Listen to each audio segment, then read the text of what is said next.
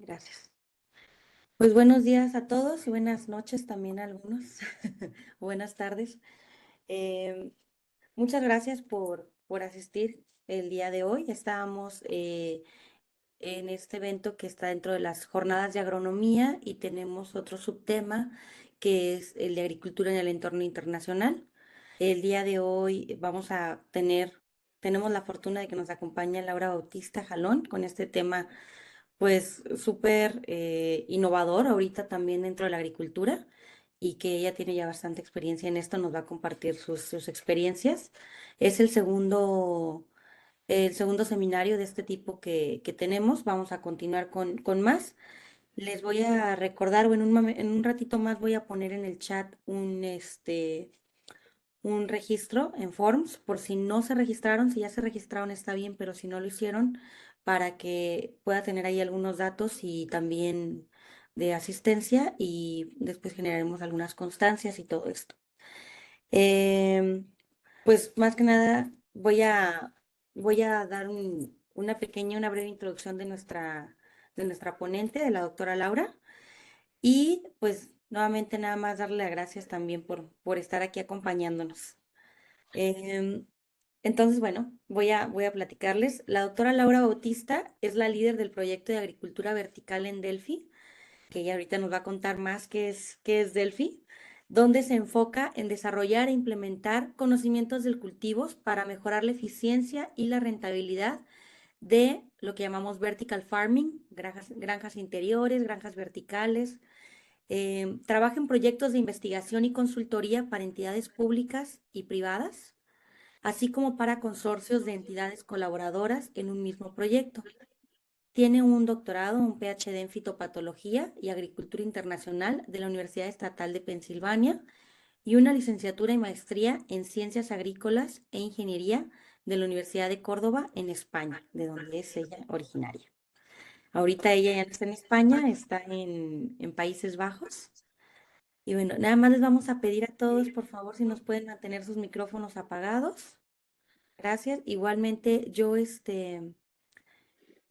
las cámaras, pues también igual, tal vez de preferencia apagadas para no extraer. Yo igualmente las voy a apagar para también, pues la cuestión estas de señal y todo esto, ¿no?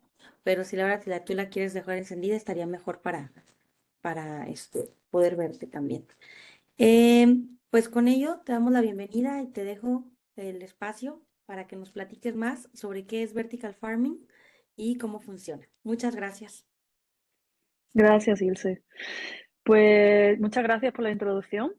Yo trabajo para Delphi y Delphi es una empresa que empezó en la consultoría como un servicio de extensión privado hacia todos los agricultores en todo el ámbito de agricultura, en campo, en invernadero, en invernadero de alta tecnología.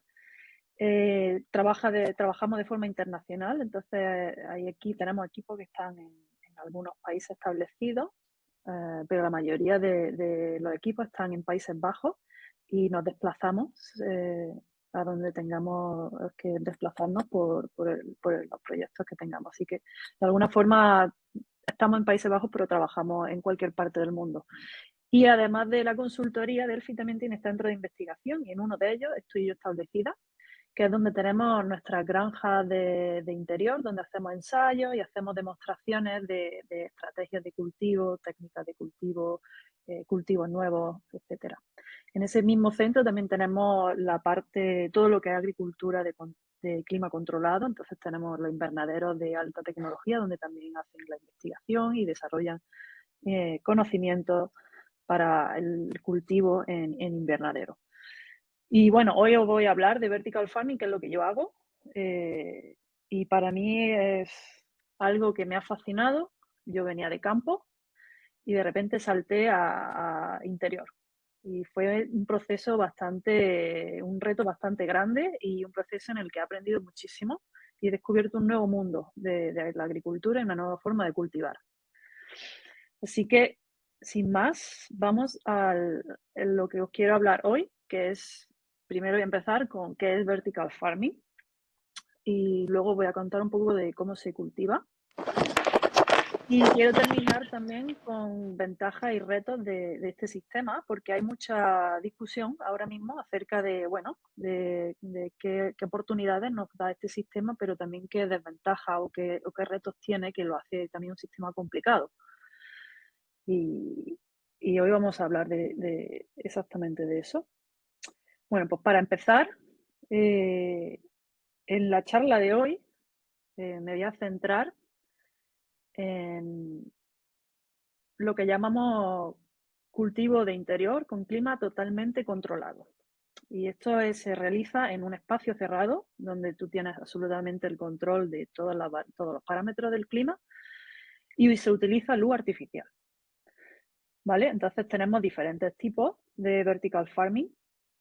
Tenemos lo que llamaríamos a gran escala, ¿no? Tenemos vertical farming que se hace en múltiples capas o de producción, y una encima sobre la otra, para aprovechar más la superficie.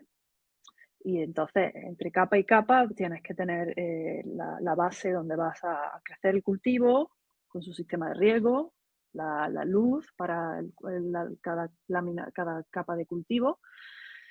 Y bueno, tú puedes tener el número de capas, puede ser infinito. O sea, no hay ningún número exacto, depende de las dimensiones y el volumen que se tenga. También tenemos la opción esta en vertical, que es muy famosa en algunas empresas que la están usando, en el que son como paredes y ahí ahí crecen los cultivos de forma más como, digamos así, como más vertical y utilizan iluminación también de forma vertical. Otro concepto. También está en un interior con todo el clima controlado, ¿no? Y luego tenemos las otras opciones que son más como a pequeña escala, que son los containers, que se han puesto muy de moda. Y aquí tenemos una foto de un container visto desde fuera con las puertas abiertas y luego la foto de la izquierda es un tipo de container de una empresa, cómo se ve por dentro, ¿no? Y aquí utilizan el sistema que os enseñé antes de láminas verticales donde tienen instalados los cultivos y el cultivo crece enfrente del panel de luces, que también está instalado de forma así vertical, ¿no? Y bueno, pues son las opciones. Hay también otro tipo de opciones más experimentales y tal, pero vamos, básicamente estas son las dos principales. Luego hay otro tipo de opciones de sistemas que le están llamando también vertical farming, pero yo hoy en esta charla no voy a hablar de eso. Para mí, vertical farming incluye el clima totalmente controlado y estas fotos que veis aquí, aunque le están llamando vertical farming, para mí es un cultivo vertical, sí, pero sigue siendo invernadero, puesto que depende del clima exterior y utiliza la luz natural del sol. O sea que hay grandes diferencias. Bueno, una vez que ya hemos definido qué es lo que vamos a hablar hoy de vertical farming, me gustaría hacerle una pregunta, porque también tengo curiosidad de qué opináis y de qué sabéis.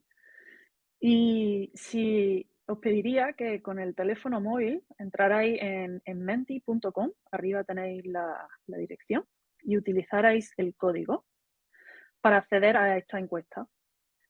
Entonces, a mí me da curiosidad saber qué tipo de cultivos pensáis que se pueden crecer en vertical farming. Así que os doy unos minutos para que entréis.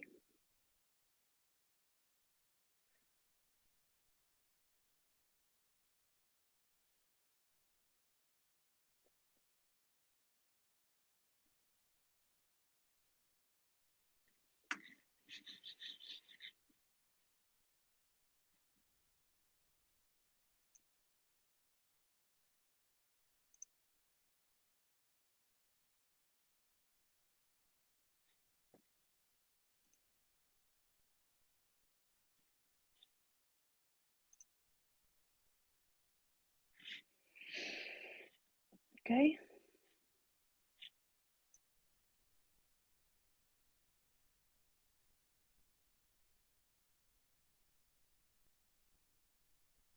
Ah, ya. Ok, ya empezamos a ver respuestas. Espinacas, hortaliza de raíz, wow. fresas, pepino, tomates, sandía. Eso es muy interesante. Hortalizas de hoja, hortalizas de fruta. Wow, wow, ok, siguen saliendo más. Fresa, hay mucho de fresa. Ok, muy interesante. ¿Qué Así es. opináis de eso? Vale, muy bien. Pues qué bueno. No esperaba tanta diversidad de respuestas, pero efectivamente, sí, técnicamente todo se puede cultivar en vertical farming. La otra cara de la moneda es hacerlo como negocio y ahí es donde están las limitaciones, ¿no? Pero técnicamente todo se puede cultivar una vez que conoces los parámetros que necesitan. Es cuestión de ponerlo en la granja y dárselo al cultivo. Así que muy bien. Bueno, seguimos. Okay. Continuamos.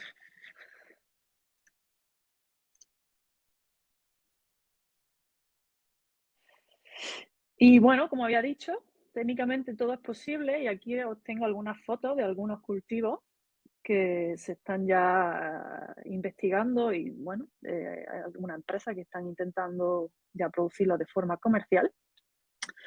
Y arriba tenéis fotos de un cultivo de pepino, pero para tamaño de snack, pequeñitos. Arriba a la derecha tenéis azafrán. Muy interesante el concepto de cultivar azafrán, un cultivo que se cultiva en campo y solamente en campo tiene un ciclo al año, depende de unas condiciones muy específicas de clima, así que el concepto es muy interesante. Aquí abajo tenéis un tomates en altura. Ok, que no hemos ido de vuelta. Aquí. Y luego tenéis fresas, como mucha gente ha dicho en la encuesta. Exactamente, fresa ahora mismo es un cultivo en auge en interior, porque hay una gran demanda de fresa en muchas partes del mundo y hay muchas partes del mundo que no pueden crecerlas localmente y dependen de importación. Y al ser también un producto delicado, es bastante interesante producirlo localmente usando sistemas interiores. Entonces, bueno, ya que hemos visto la variedad de cultivos, os voy a explicar un poco cómo se cultiva en vertical farming. Algunas cosas ya he ido mencionándolas, pero vamos a ir una a una para que veáis la importancia que tiene cada una y cómo se usa. Entonces, lo importante de vertical farming o indoor farming es tener en mente de que tú tienes el control de todos los parámetros que necesita el cultivo para crecer. Y a mí me gusta aquí decir una frase que un gran poder conlleva una gran responsabilidad y tiene todo al máximo el significado aquí porque cualquier pequeño error, cualquier pequeño desajuste, se te puede ir el cultivo al desastre. O sea que el tener el poder de todos los parámetros también conlleva que tienes que saber exactamente cómo ajustar cada uno de los parámetros. Y no solo de forma individual, sino que también hay interacciones. Por ejemplo, los procesos fisiológicos de la planta requieren cierta temperatura, pero también esa temperatura está asociada con ciertos requisitos de humedad. Y si cambias la temperatura, también tienes que cambiar la humedad. Y el tema de la fotosíntesis, por ejemplo, necesita también unos niveles de luz, pero tienen que estar también esos niveles de luz acompañados de unos niveles de CO2, porque si no, el cultivo no puede realizar fotosíntesis. Entonces, hay unas interacciones que también es importante saberlas, sobre todo a la hora de optimizar el uso de los recursos, ¿vale? Y también es importante decir de que no hay una receta mágica para ningún cultivo que pueda aplicarse para todas las granjas. Estamos lidiando con granjas, como habéis visto en fotos, que tienen diferentes diseños, diferentes tecnologías, diferentes sistemas de riego y tienes que encontrar cuál es esa combinación de los parámetros que funciona en tu granja para cultivar ese cultivo, ¿vale? Entonces, es un reto grande, hay que aprender cómo cultivar. Lo primero que a lo mejor tenemos que pensar que necesitamos un sistema de cultivo, ¿no? Necesitamos una estantería, digámoslo así, o unas capas donde podamos poner el cultivo que vamos a crecer. Necesitamos un clima, un sistema que nos haga un clima dentro de esa habitación y las luces. Pero necesitamos darle luz al cultivo, no solo intensidad, pero también un espectro de luz, una composición de colores en diferentes rangos, dependiendo del tipo de cultivo y dependiendo de la fase de cultivo también. Entonces, empezamos a ir montando poco a poco las piezas del puzzle, ¿no? Aquí tenemos una foto de un ejemplo de cualquiera, de una granja muy sencilla, donde la persona accede y puede estar en contacto con la planta a diario. Y las plantas están como en unos pots, unos contenedores, donde dentro está el sustrato y están creciendo, ¿no? Aquí a la derecha tenemos algo totalmente lo contrario, automatizado. Aquí no entra el personal, sino que son las bandejas las que se mueven hacia arriba y hacia abajo cuando hay que hacer alguna actividad en el cultivo. Hay que a lo mejor recolectar, hay que hacer a lo mejor algo de defoliación, hay que chequear a ver si hay algún insecto o a ver si hay alguna plaga o algo, porque puede ser el caso. Entonces, esto es un sistema totalmente automatizado, cerrado, en el que las bandejas se van a mover hacia arriba y hacia abajo cuando los operarios las llaman, ¿no? Y aquí hay un gráfico simplemente explicando de que todos los días hay que hacer un monitoreo de las condiciones que tenemos de clima. Lo siguiente que había dicho, luz. La luz es muy importante. No tenemos luz solar, entonces tenemos que reemplazar eso con luz artificial. Entonces, y al hacerlo, debemos conocer perfectamente cuáles son los requerimientos de luz que tiene el cultivo. Cada tipo de luz, color, está involucrado en diferentes funciones. Muchas de ellas que son súper importantes para que los procesos fisiológicos de la planta funcionen de forma óptima.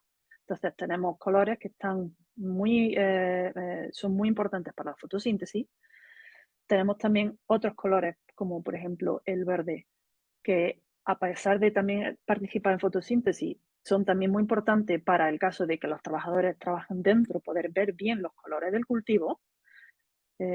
Y para los polinizadores, si tenemos insectos que tienen que polinizar, como en el caso de la fresa, necesitan poder ellos distinguir también dónde están las flores y dónde están las hojas. Entonces, al meter un poco de verde, hace que los colores dentro de la habitación, de las plantas y de todo, sean más parecidos a los colores reales fuera, ¿no? Luego tenemos el rojo, el far red o el rojo lejano, que también ayuda a que la morfología de la planta se desarrolle bien, los brotes, ¿cómo se diría? Los tallos y tal se elonguen. Y luego incluso tenemos la radiación ultravioleta o la luz ultravioleta, que también hay algunos espectros de la luz ultravioleta que son también importantes en el caso de tener polinizadores, lo necesitan para orientarse. Y luego los colores hay que combinarlos en diferentes ratios. La lechuga tiene unos requerimientos, la fresa tiene otros requerimientos, el tomate tiene otros requerimientos, y entonces el espectro va variando dependiendo del cultivo. Y actualmente se están utilizando lámparas LED por la sencilla razón de que son más eficientes energéticamente. Tú, imagínate que tienes que poner 16 horas al día luz en cada una de esas capas. Es una gran cantidad de luz. Es importante usar unas lámparas que utilicen poca energía y generen bastante luz. Y ese es el caso de las lámparas LED. Si nos vamos al agua y los nutrientes, las plantas necesitan agua y nutrientes. Y ahora mismo la forma de cultivo, el sistema de cultivo más popular y el único creo que se está usando en vertical farming es el hidropónico. Y el hidropónico, hay muchos sistemas de hidroponía, pero básicamente el agua y los nutrientes van juntos en el riego, ¿no? Y el cultivo crece en un tipo de sustrato. Y la función del sustrato mayormente es simplemente de darle un espacio a las raíces y sostener la planta. No hay nada más. No es un sustrato que aporte mucho más allá de, al menos algunos nutrientes, pero no mucho más allá. Entonces, toda la fertilización, todo el riego va de alguna forma con un sistema de riego, ¿no? Entonces tenemos el clásico ebb and flow, que llenan la mesa y la inunda y la vacía después de un tiempo. Entonces deja la planta expuesta durante un tiempo al agua con los nutrientes. Tenemos otro en el que tú dejas constantemente el agua llena en la mesa y las raíces crecen directamente en el agua durante el tiempo completo de cultivo. Ese sería el caso, por ejemplo, aquí de la izquierda, que es lo que también se conoce como el deep water culture. En ese caso hay una bomba que provee oxígeno para que las raíces también tengan acceso a oxígeno, ya que están continuamente bajo el agua. Y luego también podemos tener los drippers, en los que va una entrada por cada planta y se le suministra goteo, básicamente el goteo.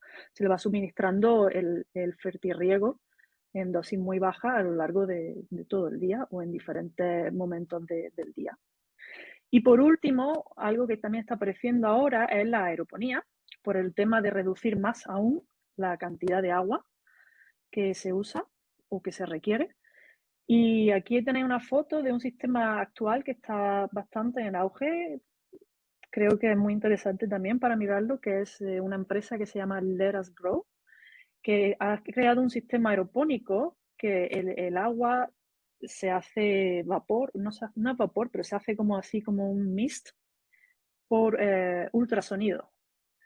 Entonces, es bastante, a lo mejor la tecnología un poco más cara, pero evitas todos los problemas técnicos que a lo mejor sí puedes tener con la aeroponía cuando utilizas los aspersores, que tienen un mantenimiento un poco mayor y pueden dar algunos problemas técnicos. Pero vamos, el concepto es no tener las raíces constantemente bajo el agua, pero crear un ambiente con humedad, con agua, gotitas de agua en el ambiente y nutrientes que las raíces puedan absorberlo, a la vez que también estando en contacto con oxígeno, que ese puede ser a veces el problema de los sistemas que están constantemente en agua, que no hay suficiente oxígeno para la raíz, y entonces la raíz sufre y el cultivo también sufre porque no puede desarrollarse bien.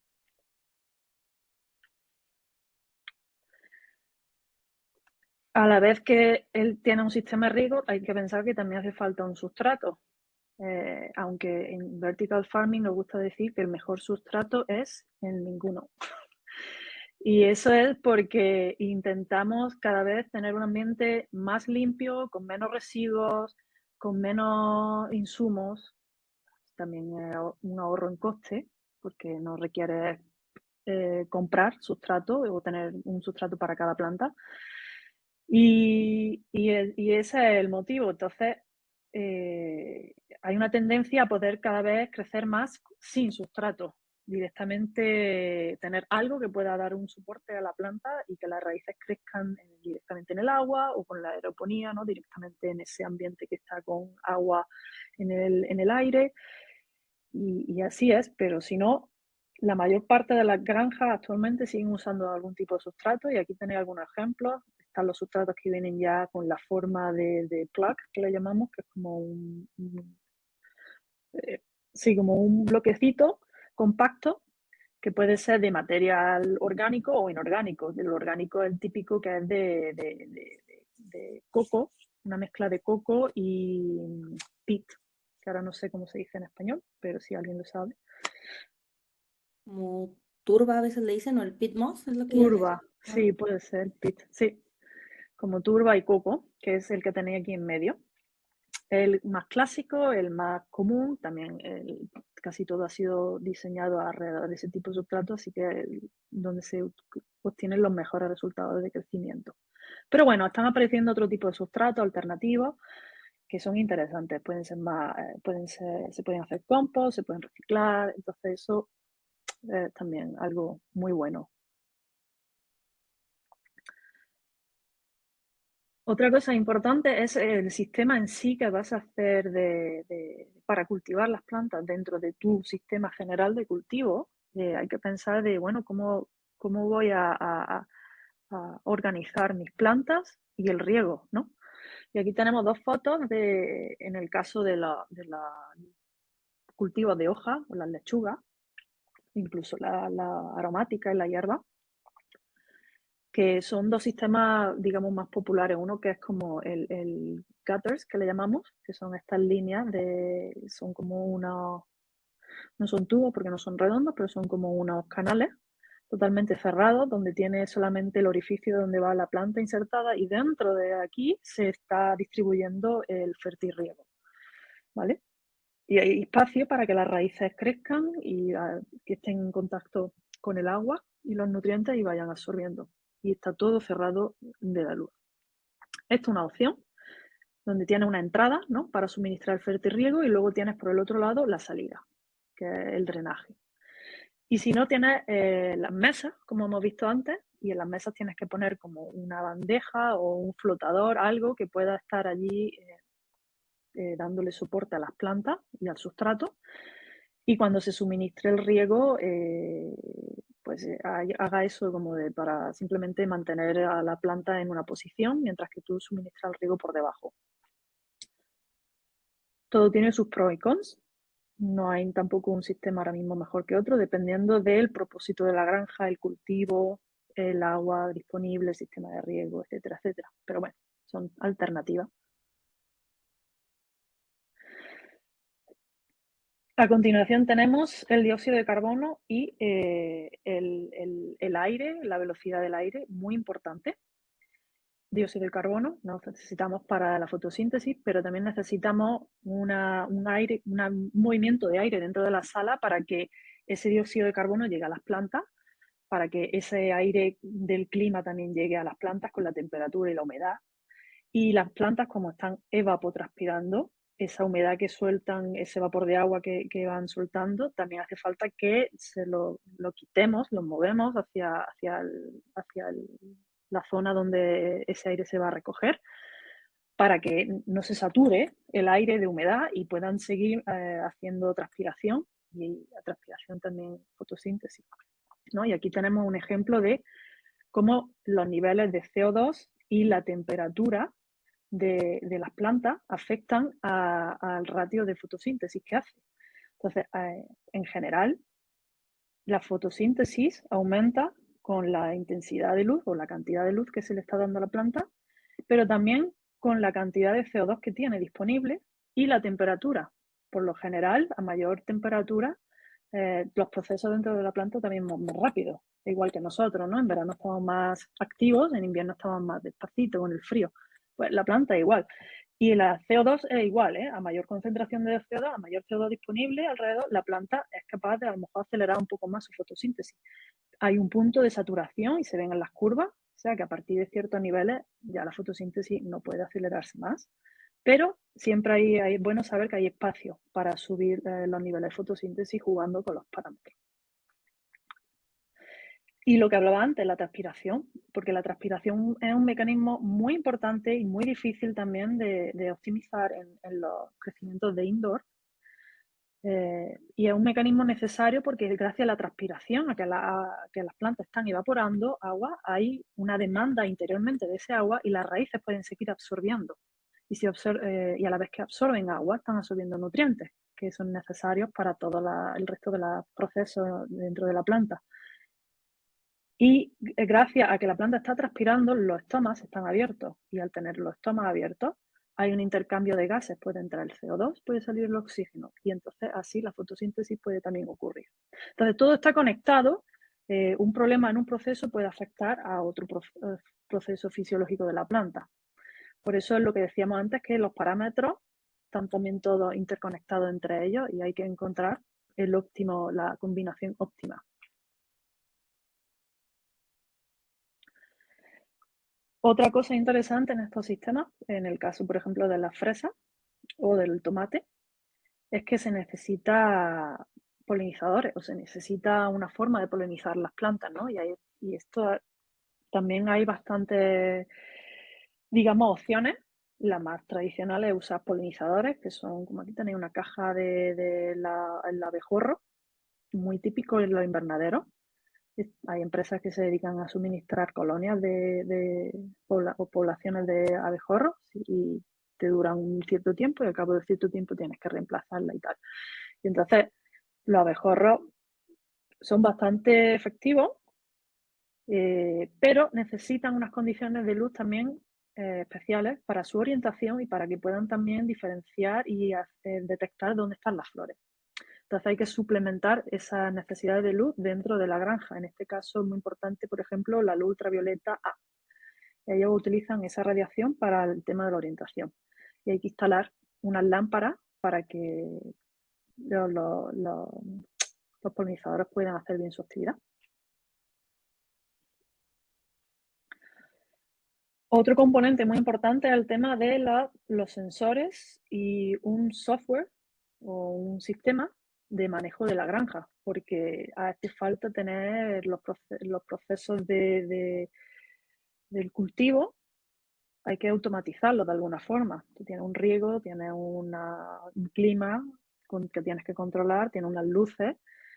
No es factible que una persona esté allí a diario dándole a on-off a cada uno de los parámetros en el momento y en la hora en la que tienen que encenderse a apagarse. Entonces hay que automatizar toda esa serie de procesos. Necesitas un software que te controle todo, que te a ser posible, que te controle el riego, que te controle el clima, la luz, la velocidad del aire, si tienes ventilación, el flujo de CO2. Y para poder controlar eso necesitas sensores dentro de la granja que te estén continuamente midiendo cuáles son esas condiciones y gracias a esa información tu sistema de software decide cómo ajustar, ¿no? Si la temperatura está enfriándose, pongamos el ejemplo, durante el día quieres tener unas temperaturas más o menos de 20 grados o tal, tus sensores empiezan a detectar que la temperatura está bajando o subiendo demasiado, el programa tiene que reajustar de las condiciones en las que el próximo aire que viene se va a suplir dentro de la sala. Entonces hay un continuo comunicación y la tecnología es muy importante porque a veces no es posible detectar esos cambios de temperatura, esos cambios de humedad, esos cambios de CO2 que al tacto no podemos. Entonces necesitamos instrumentos que nos digan cómo está la situación.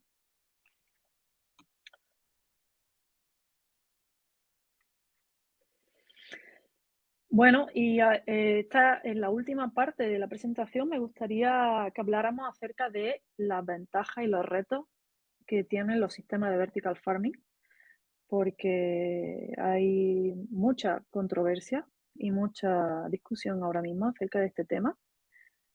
Y creo que es importante que se hable porque vertical farming, como he dicho, técnicamente todo se puede crecer, eh, pero claro, el fin de vertical farming es también ser un negocio, ¿no? Igual que un invernadero, un productor de invernadero, un productor de campo, es un negocio y tiene sus costes y sus beneficios. Y hay que encontrar el balance para poder tener un negocio que sea viable. Sí que, pero antes de entrar a eso, quiero hacer otra pregunta porque me da curiosidad qué es lo que pensáis vosotros acerca de las ventajas y las desventajas de estos sistemas. Entonces aquí tenéis una serie de opciones que quiero que me las evaluéis entre si pensáis que es ventaja o si pensáis que es desventaja y creo que también podéis ajustar el nivel dentro de ventaja y desventaja. Así que cuando queráis podéis entrar y vamos a ver otra vez el tema este. Y yo Me le tengo que parece que dar es el mismo código anterior, ¿no? pues no lo sé. Ahí está arriba el código. ¿Puede ser que sea el mismo o no? No lo sé. Es el mismo, pero no puedo. O sea, nos da la misma pregunta de hace rato. A mí al menos. A ver, Espera, porque tengo que darle aquí a Start quizás. Yo tengo primero que encontrar el...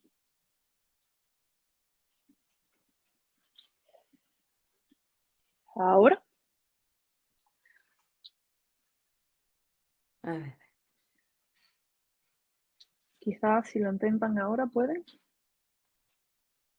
Mm,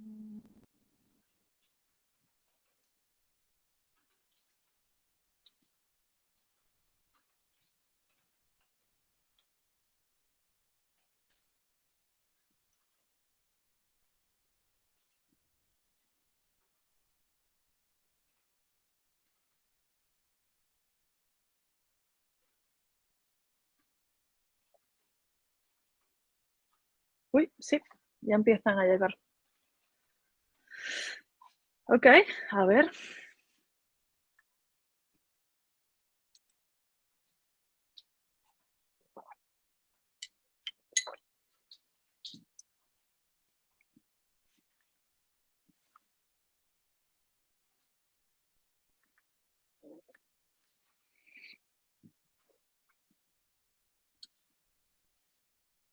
Ok, yo creo que siguen votando.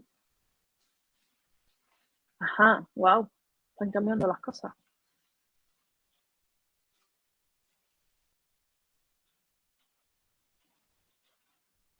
Ok, creo que se entiende todo bien, ¿verdad? Perdona, que está lloviendo muchísimo de repente aquí fuera.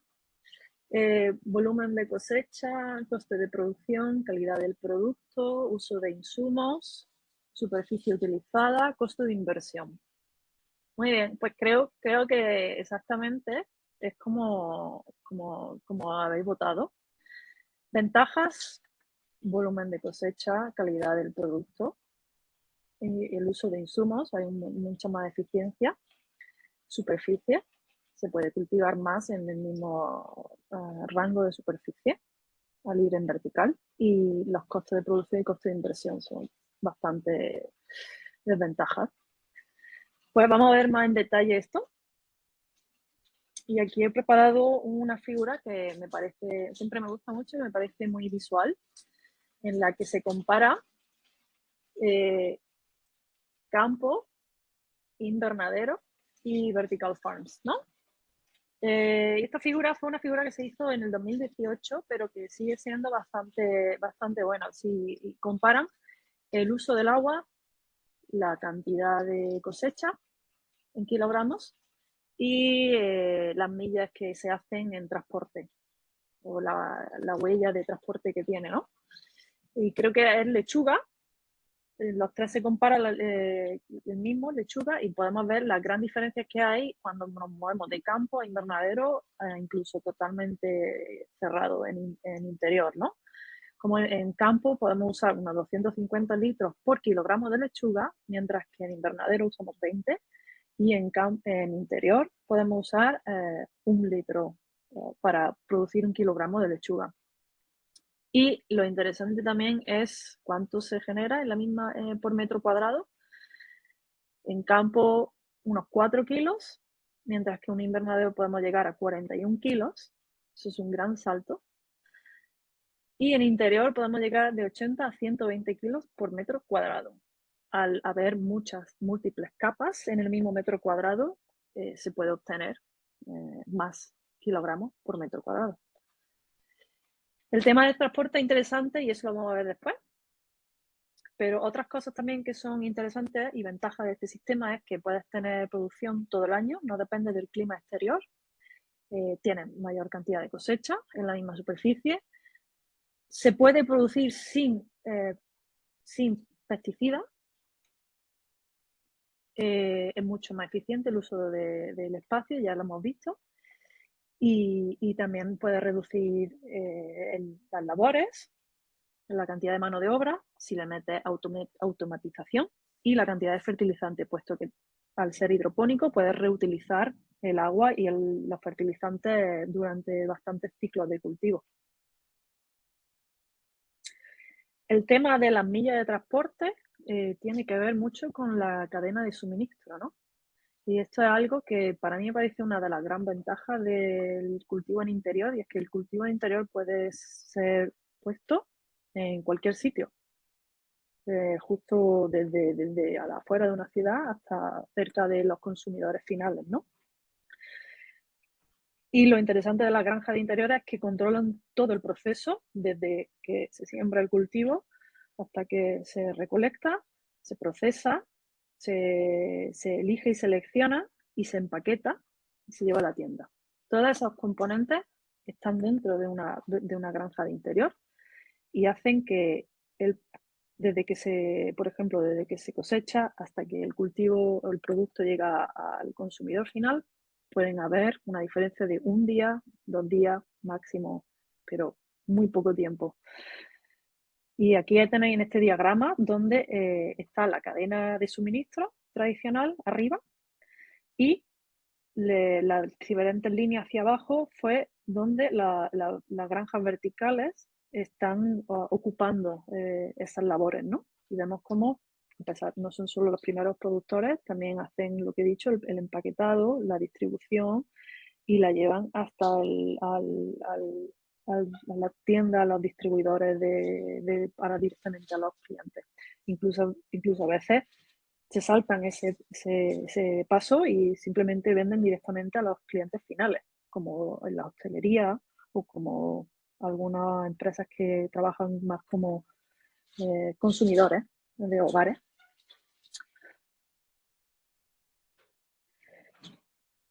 Pues como hemos visto, tenemos muchas ventajas, pero también hay retos que hacen que el sistema sea todavía un poco difícil de implementar en algunas situaciones.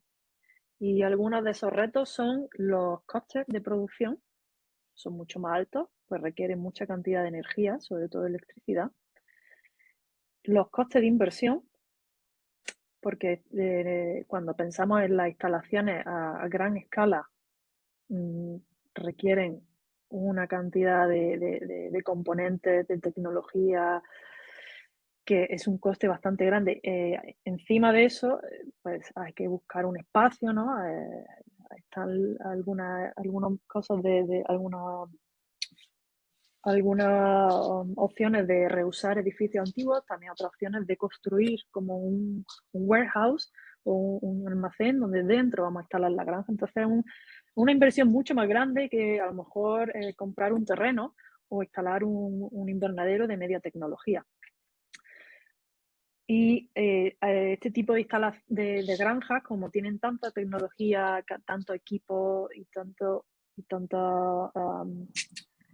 sí, equipos técnicos, también requieren mucha manutención, porque las cosas también se estropean, tienen fallos, hay problemas y requiere que haya siempre una manutención y una mano de obra especializada que pueda reponer y ajustar cosas lo antes posible, antes de que afecte al cultivo. Entonces, si miramos más entre los costes de operación y costes de inversión, es impresionante, ¿no? Cómo los costes de producción, por ejemplo, aquí tenemos el OPEX. Si los desglosamos, podemos ver cómo la electricidad y la mano de obra puede llegar a ser uno de los mayores componentes de los costes, dependiendo del nivel de automatización. Y esto es mucho, mucho coste de producción comparado, volvemos a lo mismo, comparado con invernadero y campo. Entonces, tienen unos mayores costes de producción y, como hemos dicho, en la inversión hay también todo este tipo de parámetros que son componentes caros. Entonces, cuando pensamos en inversión, podemos pensar en unos 1.000 o 3.000 dólares por metro cuadrado de granja.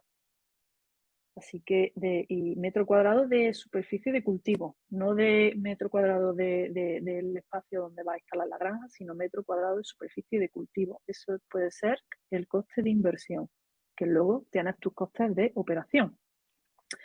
Todo esto hace que la producción del producto sea más cara. Y entonces el siguiente, y con esto ya termino, el siguiente reto que tiene ahora el sector es cómo podemos reducir costes y aumentar el beneficio. Porque hasta ahora la mayoría de las empresas no tienen beneficio, dependen de fondos, dependen de inputs de dinero para poder seguir adelante, no están haciendo apenas beneficios. Y aquí son muchas ideas que se están ahora discutiendo y barajando y probando, pero os podéis ya más o menos imaginar por dónde va, que hay que reducir costos tanto de inversión como de operación.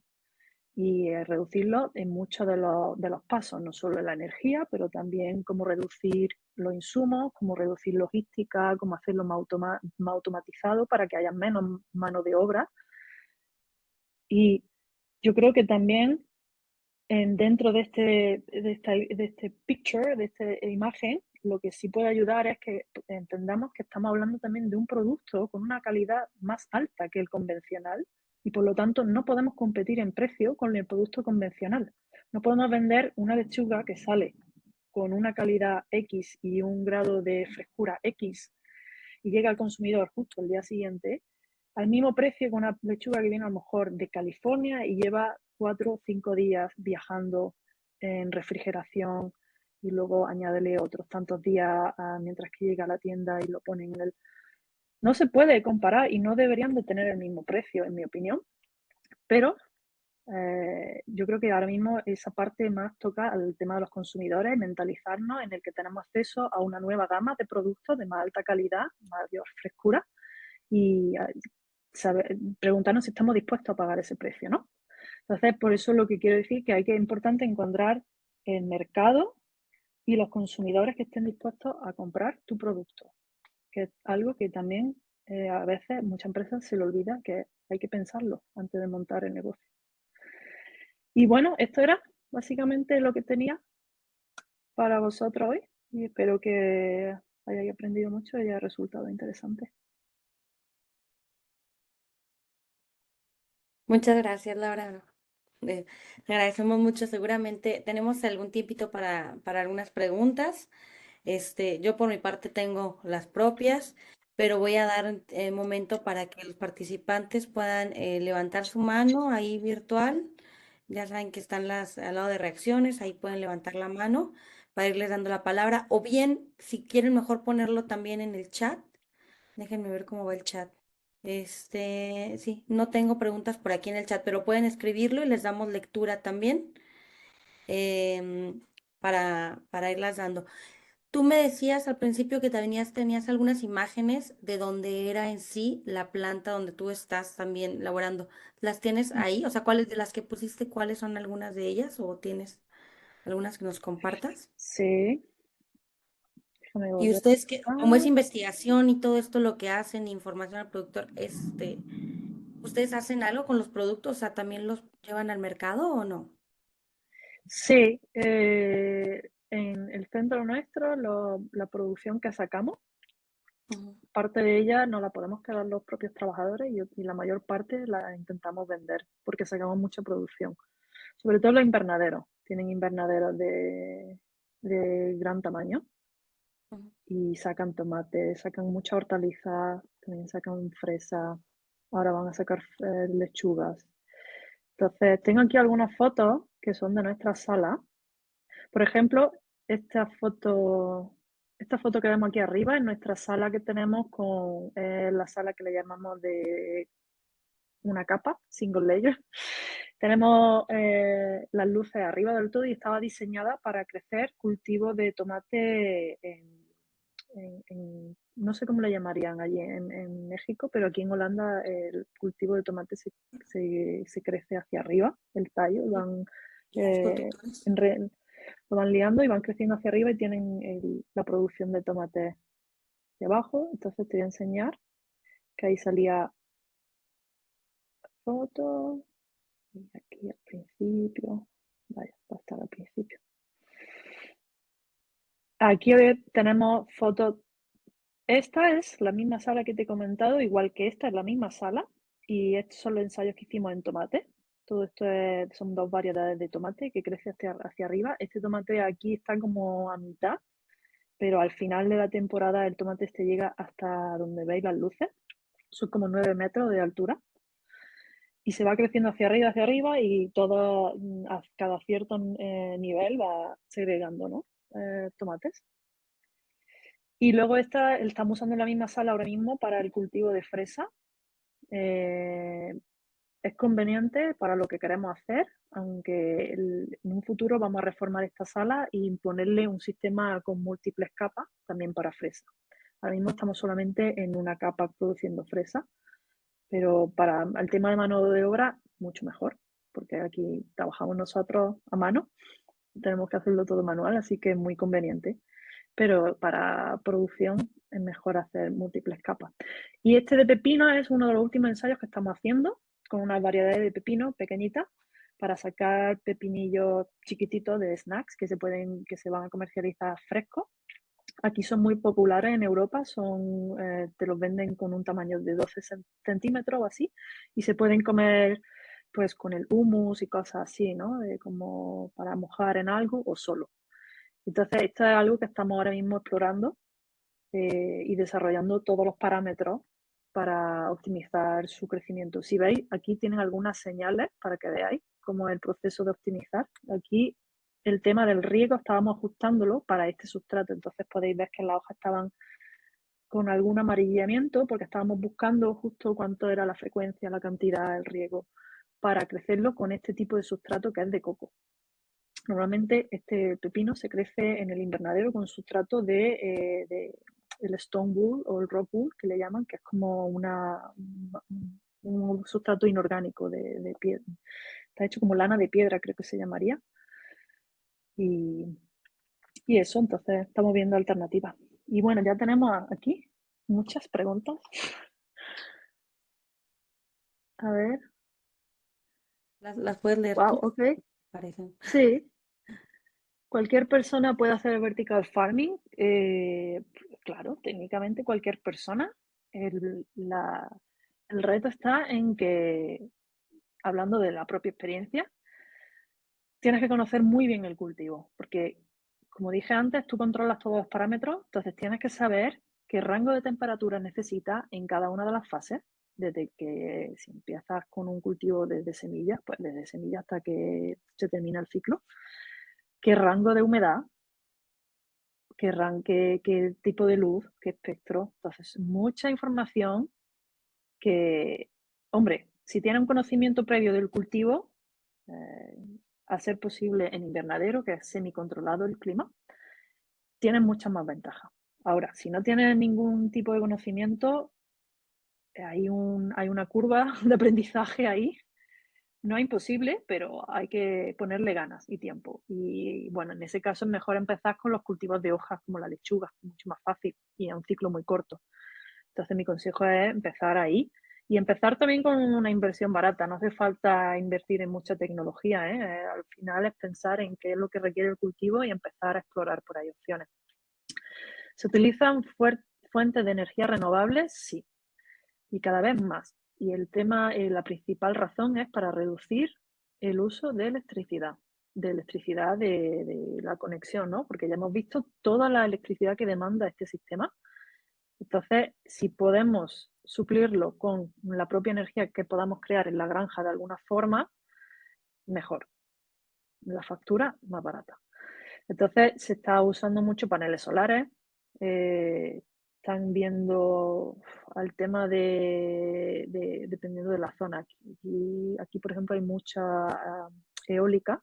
Están viendo también el uso de poder sacar energía a través de la eólica, pero el tema de, por ejemplo, la solar es que todavía los paneles solares no son tan eficientes en el tema de convertir, ¿no?, la luz solar en energía eléctrica. Entonces, estas granjas necesitan mucha energía eléctrica y se requieren, por lo tanto, muchos paneles solares que a veces no tienen superficie suficiente para instalar todos los paneles solares que necesitan. Así que, bueno, pueden suplementar una parte de la energía, pero la otra siguen dependiendo de las fuentes de corriente que haya en la zona. Pero sí, el futuro es irse hacia energías renovables, hacia energías que sean más baratas.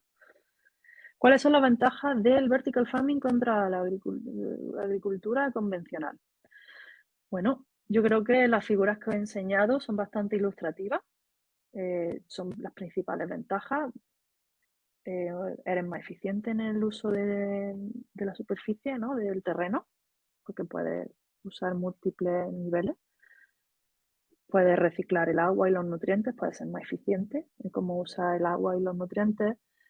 Como tienes el control de todos los parámetros, puedes también jugar y modificar la calidad del producto. Entonces, por ejemplo, en el tema de las lechugas es muy interesante cómo con la luz puedes hacer que la lechuga sea más roja, menos roja. Y el color de la lechuga está asociado a unos pigmentos y esos pigmentos a su vez son antioxidantes, entonces tienen propiedades muy, muy saludables para la alimentación humana. Hay otro tema que es la vitamina C, muy popular ahora, que se está viendo cómo podemos incrementar la vitamina C en la fresa, también jugando con el espectro de luz y el clima en sí durante el cultivo. Y se puede. Entonces, para mí el tema de que podamos no manipular, pero ajustar la calidad, a aumentar o disminuir cosas que queramos, para mí me parece muy interesante y podemos usarlo en nuestra ventaja para crear productos que tengan mayor contenido de, de ciertos aspectos. Hay otro tema que es el del contenido de proteína, que también me parece muy interesante, que están jugando con con producir cierto tipo de alimentos que tengan un contenido de proteína mayor para suplir un poco más de proteína en nuestra alimentación. Proteína vegetal, claro. Oye, fascinante, para mí me parece fascinante. A ver, más preguntas. Dice, ¿en qué países se ha utilizado este método? Bueno, yo creo que este método empezó en Japón y en Japón hay mucho de indoor y vertical, muy popular. Creo que después de ahí también en Estados Unidos está habiendo un auge de vertical farming por el tema de que dependen mucho de California y una serie más, y México. México también suministra mucho a Estados Unidos, entonces tienen como una serie de zonas que son las principales suministradoras. Y hay muchos estados que dependen de esa importación, entonces quieren hacer una producción más local durante todo el año de ciertos productos frescos. Entonces Estados Unidos está invirtiendo mucho y no nos olvidemos del Oriente Medio, los países de Arabia Saudí, Dubái y toda esta zona, Singapur, que están igual invirtiendo mucho en este tipo de sistemas porque lo mismo dependen, son países con clima, los países árabes son con clima muy seco, desértico y muy caluroso y suelos poco o nada fértiles. Y Singapur, por ejemplo, es muy tropical, con temperatura alta y mucha humedad, y no tienen tampoco tierra para cultivar. Entonces están instalando muchas granjas de interior para poder suministrar más localmente. Y así, bueno, no sé si querrán bajar los precios de la alimentación porque son muy caros, ¿vale? El hecho de ser importado lo hace muy caro. ¿Qué proceso de desinfección para hacer recirculación del agua? Y si es así, ¿cuál es? ¿Se hace proceso de desinfección? Sí y no. Lo mejor es hacerlo, pero también se puede no hacer. Y cuando haya algún problema, pues te toca evacuar todo el sistema de riego y desinfectarlo. Pero sí, lo suyo es que tenga algún tipo de desinfección, como un tratamiento de luz ultravioleta, un tratamiento de ozono, que está ahora siendo muy popular, algo que te ayude para evitar que tengas problemas con enfermedades de algunos organismos que sobreviven y se mantienen en el sistema de riego. Dadas las condiciones de cultivo protegido, el sistema se presta para cultivos de plantas genéticamente modificadas con medicinales o superproductivas. ¿Hay casos conocidos? Sí, creo que el tema de la proteína que he mencionado va en el tema de eso, modificarlas para que el contenido proteico sea más alto en la planta o en el producto que se cosecha. Y luego está el tema de, bueno, se están ahora mismo haciendo, hay mucho interés de las empresas semilleras en generar variedades que estén adaptadas a este sistema, porque ahora mismo las variedades que se utilizan son, en el mejor de los casos, vienen de invernadero, ¿no? Son variedades diseñadas para invernadero, que es el paso previo a este sistema. Y ya ahí ya están muchas empresas semilleras poniéndose las pilas y empezando a seleccionar, buscar y se generar variedades, porque las condiciones aquí son parecidas, pero no al invernadero. Entonces hay otros tipos de requerimientos y sobre todo el tamaño. El tamaño es muy importante. Aquí interesa tener cultivos que son pequeñitos y que sean productivos y también que el ciclo sea rápido, porque cada día que pasa ahí sin producir es un día con costes sin beneficio. Entonces, y creo que esta era la última, sí. Y medicinales también, sí, también ahora está el tema de las medicinales. Yo personalmente no he tenido experiencia con medicinales, pero se mueve, hay mucho interés también por ahí. Y, y para el tema también de investigación en utilizar las plantas para investigar en otros ámbitos, también están muy interesados en este sistema de interior de cultivo, ¿no? Para usarlos como investigación, motivo de investigación por otras cosas. Y bueno, esa Yo era no, la última pregunta. Por alguna razón a mí no me aparecen en el chat, pero me da mucho gusto que tú las hayas podido ver y leer todas Ah, porque me aparecieron. Entonces yo espero que vale. sean solo pude ver una de ellas, no sé qué pasa. Yo tengo un montón, Sí, yo creo que yo no nos daría tiempo, ya básicamente pues nos pasamos 2 minutitos también ahí. Bueno, muy exactos porque empezamos 11:02. Em, yo imagino que cultivos como por ejemplo vainilla también que son tan delicados, ¿no? Así como que tan, digamos, chiquiones, consentidos, no sé cómo llamarlo, son ideales también para este tipo de sistemas. sí, Eh, Y preguntarte una cosa, tal vez entre todas las preguntas que tengo, tal vez una sea más como muy relevante para todo. La granja, todo esto tú nos dijiste, todo lo que tiene que tener, o sea, yo estoy afecto desde pues la estructura, la iluminación, el riego, el sustrato, o sea, el aire, todo lo que se tiene que decidir, polinización, sensores para el manejo debe diseñarse desde un principio para cierto cultivo, ¿no? O pueden adaptarse a cultivar diferentes cosas dentro del mismo infraestructura que ya tienes. sí y no, hay un grado de flexibilidad y Ujú. entonces es importante que a la hora de hacer una inversión se tenga ese pensamiento de a corto y a medio plazo de qué quiero cultivar, porque hay cosas que son más flexibles que otras. Por ejemplo, el tema de la iluminación, si te quieres centrar en cultivos de hoja, puede ser lechuga, pero puede ser rúcula, puede ser albahaca, pueden ser, no sé, otros tipos de cultivos de hoja que se usan para las mixes de ensalada, que son también las hojitas como de un poco de espinaca, ¿no? Espinaca, las hojas estas de acelga. Bueno, dentro de ese tipo de cultivos, pues sí, el sistema de cultivo es muy similar para ellos, entonces te puedes mover fácilmente. Ahora, si tú quieres saltar de un sistema de cultivo de hoja a fresa o pepino, a lo mejor ya va a ser más complicado. Para empezar, las lámparas, por ejemplo, los requerimientos de luz pueden ser diferentes. El espectro, pero también la intensidad, la cantidad de luz que tienes que proveerle. El sistema de riego también puede ser diferente. El tamaño de la mesa que tú utilices, la densidad de planta que vas a poner, es muy diferente.